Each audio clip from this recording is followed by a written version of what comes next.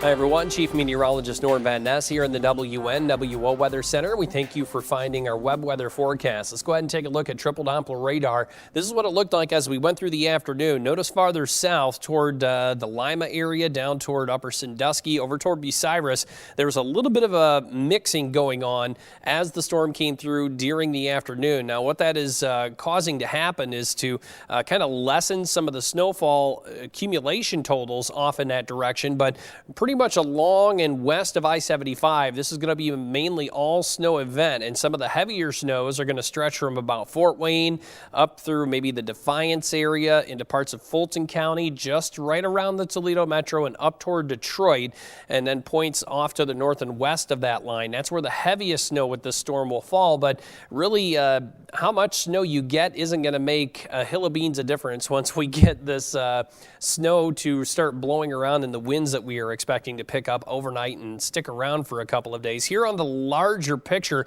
you can see that the actual area of low pressure kind of rides right along the Ohio River, pushes up into southwest Ohio going into the late afternoon, and then it will continue to roll right over the Cleveland area and then push up into Ontario. With that track, that heavy snowfall line comes right across parts of northwest Ohio and southeast Michigan, but it will be a variance across the area in how much snow you end up seeing with the system. Heaviest amounts will be over like areas, we were saying Williams County, maybe Hillsdale County, up into the Jackson area of Michigan, maybe even into Lenawee and Fulton counties and some of our northwest Ohio counties. But as you get back across like maybe Ottawa, Sandusky, Seneca counties and points eastward, those numbers will fall off pretty rapidly due to the mixing that we're going to see as we head into the early evening.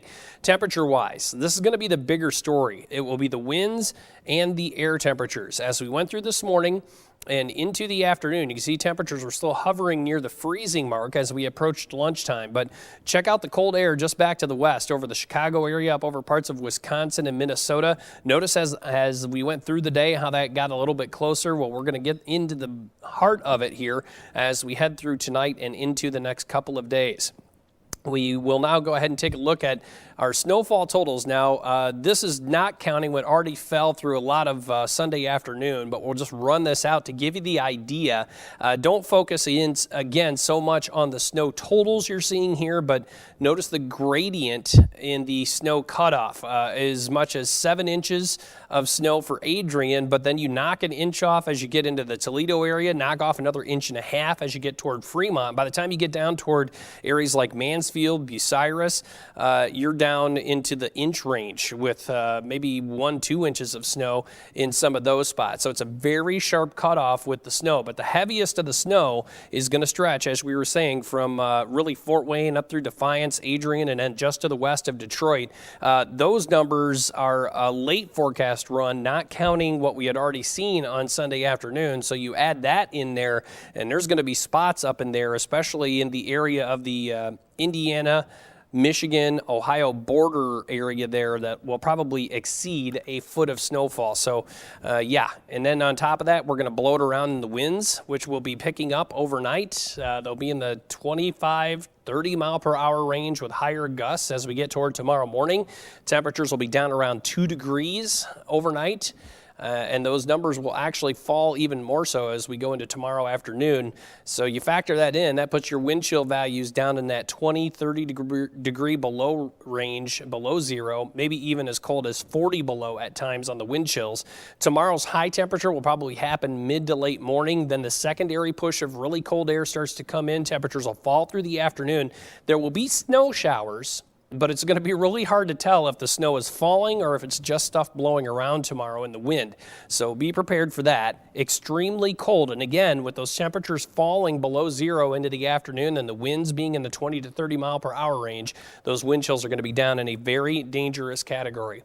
We're not ones here to tell you exactly what you need to do in the Weather Center, but we're going to tell you to make sure you think about what you're doing before you go and do it. Now, the windy conditions will back up a little bit as we go into Tuesday and Wednesday, really Tuesday night into Wednesday. We'll hit the coldest of the air going into Tuesday morning, where we expect air temperatures to be in the mid-teens below zero, and then we'll only see a high near zero on Tuesday. Going into late Wednesday, believe it or not, yet another snowstorm coming through the area. This one might be good for a couple of inches. We'll continue to fine-tune the forecast as details become a little bit more evident on that storm. And beyond that, a warm-up.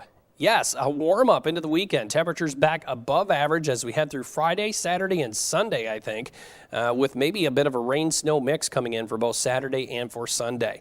We'll continue to update you here on the web, on our website at northwestohio.com, on our newscasts, social media. We got you covered all over the place here at WNWO, so make sure you're following us as we head through the heart of this current winter storm. I'm Chief Meteorologist Norm Van Ness. Thanks for finding our web weather forecast today.